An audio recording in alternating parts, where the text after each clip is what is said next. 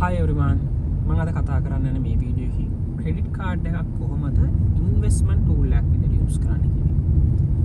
එතකොට මම මගේ පර්සනල් එක්ස්පීරියන්ස් එකක් කියන්නම්. ක්‍රෙඩිට් කාඩ් එක ඉන්වෙස්ට්මන්ට් ටූල් එකක් විදිහට යූස් කරපු අවස්ථාවක්. මට අවශ්‍ය වෙනවා රත්තරන් මාලයක් ගන්න. ජුවෙලරි මාලයක් ගන්න මට අවශ්‍ය වෙනවා. ඒ වෙලාව මම මගේ අතේ ඒ වෙලාවේ ලක්ෂ 4ක මුදලක් තියෙනවා. මම මේ මුදල දාන ෆික්ස් ඩිපොසිට් එකකට දමලා මම බැංකුවෙන් ක්‍රෙඩිට් කාඩ් එකක් ගන්නවා ලක්ෂ 5ක ක්‍රෙඩිට් ලිමිට් එකක් තියෙනවා. නැත්නම් මේ ක්‍රෙඩිට් කාඩ් එක ගන්න ෆික්ස් ඩිපොසිට් එකකට තමයි මම මේ ක්‍රෙඩිට් කාඩ් එක ගන්නෙ. ලක්ෂ 5ක ලිමිට් එකක් තියෙන ක්‍රෙඩිට් කාඩ් එකක් මම බැංකුවෙන් ගන්න. නැත්නම් ක්‍රෙඩිට් කාඩ් වලට ෆික්ස් ඩිපොසිට් එකක් දාලා ගන්න අවශ්‍යත් නැහැ. නැත්නම් ඔයාලට වගේ සැලරි ස්ලිප් එකෙන් ගන්න පුළුවන්. හැබැයි ඒ වෙලාවට ඔයාගේ ක්‍රෙඩිට් ලිමිට් එක ගොඩක් අඩුයි. ඔයාගේ සැලරියත් එක්ක තමයි ඒක කන්සිඩර් වෙන්නේ. මට ලක්ෂ 5ක ලක්ෂ 10ක වගේ ක්‍රෙඩිට් කාඩ් එකක් ගන්න අවශ්‍ය නම් ඔයාගේ සැලරි එක අඩු සැලරියක් තියෙනවා නම් මම හිතනවා ෆික්ස් ඩිපොසිට් එකක් දාලා තමයි ඔයාලට ක්‍රෙඩිට් කාඩ් එකක් ගන්න වෙන්නේ. ඉතින් මම ක්‍රෙඩිට් කාඩ් එකක් ගන්නවා ෆික්ස් ඩිපොසිට් එකකට. මේ ක්‍රෙඩිට් කාඩ් එක ගන්න මම මේ ජුවෙලරි එක බයි කරන්න කියලා හිතාගෙන. ඒ වෙලාවේ පවුම මම හිතන්නේ ලක්ෂ 2ක් විතර. ඒතර මට මේ ජුවෙලරි ගන්න 4.30ක් විතර ලක්ෂ 4.30000ක් වගේ මුදලක් යනවා මේ ජුවෙලරි එක මට ගන්න. එතකොට මේක ගන්නකොට මම ගත්තේ ක්‍රෙඩිට් කාඩ් එකක් යූස් කරලා. හැබැයි මට ඒ වෙලාවේ වෙන්ඩර්ට 103ක් ගෙවන්න ඕන. යා ඒ 103 බෑ කරේ නෑ. මට 103ක් ගෙවන්න ඕන. එතකොට මට රුපියල් 12000ක් ගෙවන්න වෙනවා අතිරේකව. මේ ජුවෙලරි එක පර්චේස් කරන ගොඩක් ජුවෙලරි පර්චේස් වලදී ක්‍රෙඩිට් කාඩ් එක භාවිතා වෙන්නේ නෑ ලංකාවේ. වෙන්ඩර්ස්ලා ඇක්සෙප්ට් කරන්නේ නෑ. වෙන්ඩර්ස්ලා ඉල්ලන්නේ කෑෂ්. නමුත් ඔයා ඒ වෙලාවේ මම ඒ වෙලාවේ 103 කවන්නේ මම ඇබ්සෝබ් කරගෙන. මොකද මට පොයින්ට්ස් වලින් 100ක් හම්බ වෙනවා. ඒතර ලක්ෂ 4ට සාමාන්‍යම රුපියල් 4000ක පොයින්ට්ස් හම්බුණා. ඒතර ඇත්තට මට කොස්ට් එක උනේ රුපියල් 8000ක් විතර. ඒක අවුලක් නෑ කියලා හිතාගෙන. මොකද ක්‍රෙඩිට් කාඩ් එක මම ගන්න ඉන්ස්ටෝල්මන්ට් ප්ලෑන් එකකට. ඒකයි මට තියෙන වාසිය. ඒතර මගේ අතේ තියෙන කෑෂ් මම දාන්නේ නැහැ. මම ඒක ෆික්ස් ඩිපොසිට් එකක් විදියට දාලා මේ ඒ වෙලාවේ බැංකුවේ ප්‍රොමෝෂන් එකක් තිබ්බා මාස 35කට. මාස 35ක කාලයක් ඔයාලට එක්ස්ටෙන්ඩඩ් ප්ලෑන් එකක් විදිහට ඉන්ට්‍රස්ට් ෆ්‍රී ගෙවන්න පුළුවන්. මේ ප්ලෑන් එකට තමයි මම මේ ජුවෙලරි එක පර්චේස් කරන්නේ. එතකොට මම ගන්නකොට මේ ජුවෙලරි එක රුපියල් ලක්ෂ 4.30ක් වගේ ප්‍රමාණයක්.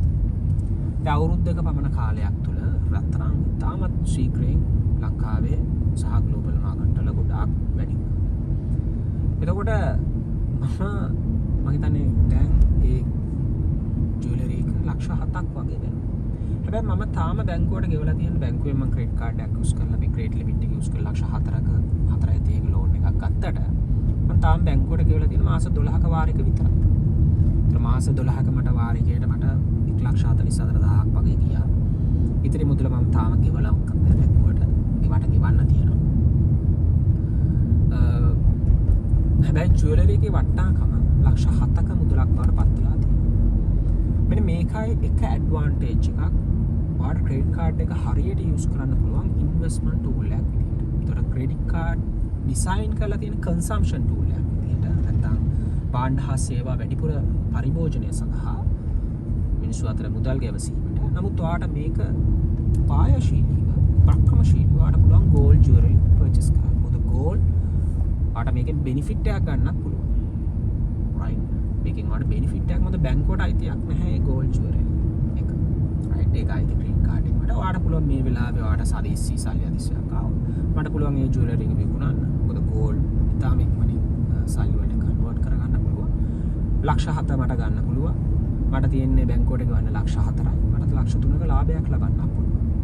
ඉතින් මෙන්න මේ විදියට ඔයාලට ක්‍රෙඩිට් කාඩ් එක භාවිතා කරන්න පුළුවන්. හැබැයි තාමත් සැලකිලිමත් වෙන්න ඕනේ. වැඩි වෙන ඇසෙට්ස් ගැන ඔයාලට ලොකු අවබෝධයක් තියෙන්න ඕනේ. එහෙම නැත්තම් ඒක කරලා වැඩක් නැහැ.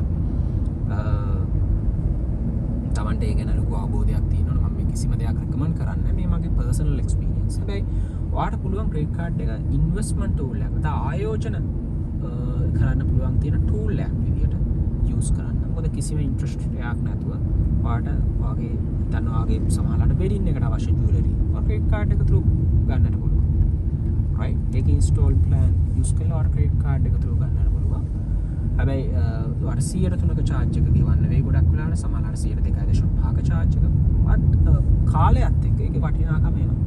මොකද ඔයාට පුළුවන් වාගේ තියෙන මුදල් ටික බැංකුවේ ෆික්ස් ඩිපොසිට් එකක් දාලා ඒකෙන් ඉන්ට්‍රස්ට් එක ලබන්න. ක්‍රෙඩිට් කාඩ් එක ඔයාට ගෙවන්න තියෙන අර ඉන්ස්ටෝල්මන්ට් ප්ලෑන් එක පමණයි. ඉතින් මේකත් එක්ක ඔයාට පුළුවන් ලොකු ආදායමක් ඔයාගේ ජීවිතේ ෆයිනෑන්ෂල් ෆ්‍රීඩම් එක කරා ඉතාම ඉක්මනින් යනවා. ඔයාට ගන්න බැරි ගොඩක් දේවල් ඇචීව් කරන්න පුළුවන් ක්‍රෙඩිට් කාඩ් එක භාවිත කරලා. ඉතින් මේක එක එක්සාම්පල් එකක්. මේ කිසිම දෙයක් ඔයාට මම රෙකමන්ඩ් කරන්නේ නැහැ අවබෝධයෙන් තොරව කරන්නට කියලා. තමන්ගේ රිසර්ච් එක තමන්ගේ වපසරිය අනුව රිසර්ච් කරලා ඒ අවබෝධයත් සමග ඕනම දෙයක් පර්චේස් කරන්න.